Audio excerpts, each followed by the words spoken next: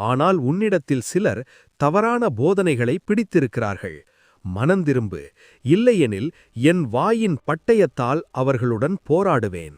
ஜெயிக்கிறவனுக்கு மறைந்த மன்னாவையும் புதிய பெயர் எழுதப்பட்ட வெள்ளை கல்லையும் கொடுப்பேன். பகுதி 2. தியத்தீரா. தியத்தீரா சபைக்கு தேவனுடைய குமாரன் உரைக்கிறார்.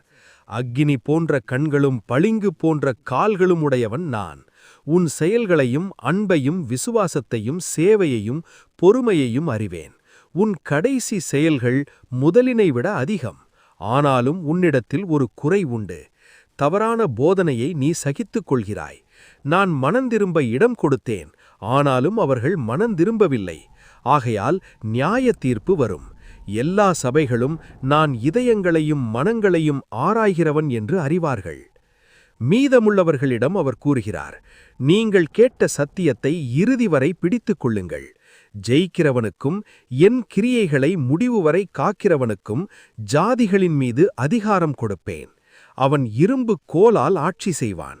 மேலும் அவனுக்கு விடியற்காலை நட்சத்திரத்தையும் அளிப்பேன்.